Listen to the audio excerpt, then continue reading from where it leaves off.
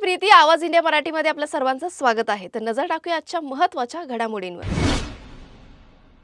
भारत निवडणूक आयोग यांनी 10 राज्यातील राज्यसभेच्या 37 रिक्त होणाऱ्या जागांसाठी द्विवार्षिक निवडणुकीचा कार्यक्रम जाहीर केला असून त्यात महाराष्ट्रातील 7 जागांचा समावेश आहे. या 7 जागांसाठी सोमवार 16 मार्च 2026 रोजी सकाळी 9 ते दुपारी 4 या वेळेत मतदान होणार असून त्याच दिवशी सायंकाळी 5 वाजता मतमोजणी सुरू होईल. महाराष्ट्रातील डॉक्टर भागवत किशनराव कराड, डॉक्टर फौजिया तहसीन अहमद खान, प्रियंका चतुर्वेदी, शरदचंद्र पवार, धैर्यशील मोहन पाटील, रजनी पाटील आणि रामदास आठवले यांची राज्यसभेतील मुदत 2 एप्रिल 2026 रोजी संपणार आहे. त्यामुळे या 7 जागांसाठी निवडणुकीची प्रक्रिया हाती घेण्यात आली आहे. निवडणुकीची अधिसूचना गुरुवार 26 फेब्रुवारी 2026 रोजी प्रसिद्ध करण्यात येणार आहे. उमेदवारांना नामनिर्देशन पत्र सादर करण्याची अंतिम तारीख 5 मार्च 2026 निश्चित करण्यात आली आहे.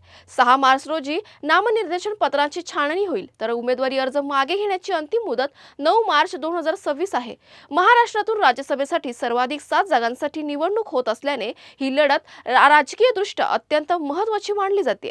विधानसभेतील पक्षीय संख्याबळाच्या पार्श्वभूमीवर कोणत्या पक्षाला किती जागा मिळणार याकडे राजकीय वर्तुळाचं लक्ष लागलंय. आगामी घडामोडींमुळे राज्यातील राजकीय समीकरणांवर या निवडणुकीचा मोठा प्रभाव पडण्याची शक्यता आहे. मल्लिकार्जुन खरगे यांच्या दिल्लीतील निवासस्थानी काल काँग्रेसची महत्त्वपूर्ण बैठक पार पडली. या बैठकीला लोकसभेचे विरोधी पक्षनेते राहुल गांधी यांच्यासह महाराष्ट्रासह इतर 6 राज्याचे प्रदेशाध्यक्ष उपस्थित होते. भारत-अमेरिका व्यापार करार आणि त्याचा देशातील शेतकऱ्यांवर होणारा परिणाम याबाबत रणनीती ठरवण्यासाठी ही बैठक आयोजित करण्यात आली होती. तसेच चंद्रपूर महानगरपालिका निवडणुकीनंतर निर्माण झालेल्या गोंधळाबाबतही बैठकीत चर्चा झाली. मिळालेल्या माहितीनुसार चंद्रपूर महापौर आणि उपमहापौर निवडणुकीत झालेल्या पराभवानंतर निर्माण झालेल्या परिस्थितीबद्दल विजय वडेट्टीवार यांनी पक्षश्रेष्ठींची माफी मागितली आहे. माहिती समोर आली आहे की वरिष्ठ नेत्यांनी यावर पुढे चर्चा करू असं सांगत तत्काळ भाष्य टाळलं.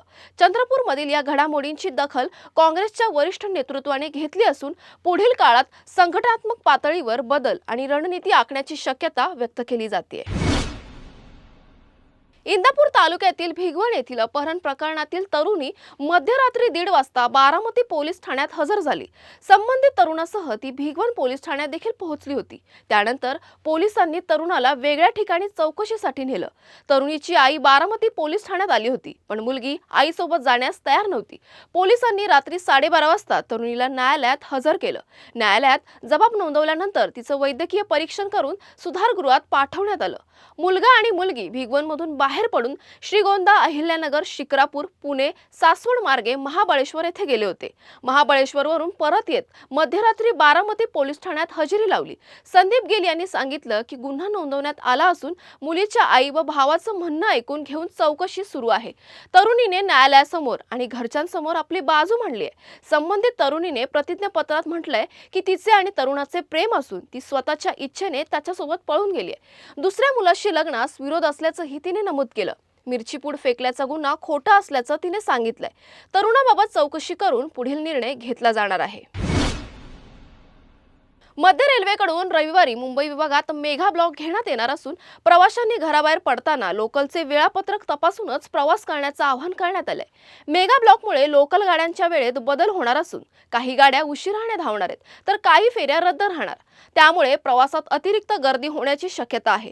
अत्यावश्यक काम असल्यास सकाळी लवकर प्रवास सुरू करण्याचा सल्ला देण्यात आलाय.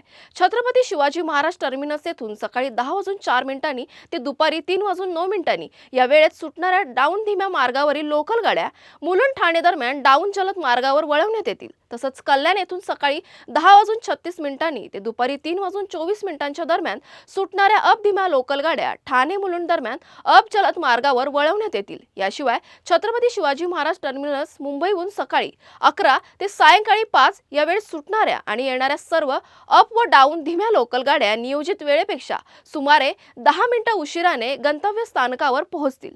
पनवेल वाशी दरम्यान सकाळी 11:05 ते सायंकाळी 4:05 या वेळेत अप आणि डाऊन मार्गावर सेवा बंद राहतील. प्रवाशांनी अद्ययावत वेळापत्रक तपासूनच प्रवासाचं नियोजन करावं असं आवाहन रेल्वे प्रशासनाने केलं आहे. मुंबईकरांसाठी दिलासादायक बातमी. मुंबई शहरातील देशातील एकमेव मोनोरेल सेवा मुंबई मोनोरेल लवकरच पुन्हा सुरू होण्याच्या मार्गावर आहे. सप्टेंबर 2025 मधील अपघातानंतर चेंबूर ते 7 रस्ता हा 19.54 किमीचा मार्ग दुरुस्ती आणि आधुनिकीकरणासाठी बंद करण्यात आला होता. या काळात मोनोरेलमध्ये नवीन रोलिंग स्टॉक आणि अत्याधुनिक सीबीटीसी आधारित सिग्नलिंग प्रणाली बसवण्यात आली. या प्रणालीला आवश्यक सुरक्षा प्रमाणपत्र मिळालं असून स्वतंत्र सुरक्षा मूल्यांकनकर्ता म्हणून काम करणाऱ्या ब्युरो व्हेरिटेस या जागतिक स्तरावरील संस्थेने प्रमाण दिलं आहे. आता सुधारित आणि अधिक सुरक्षित तंत्रज्ञानासह मोनोरेल पुन्हा सेवेत दाखल होण्यासाठी सज्ज झाली आहे.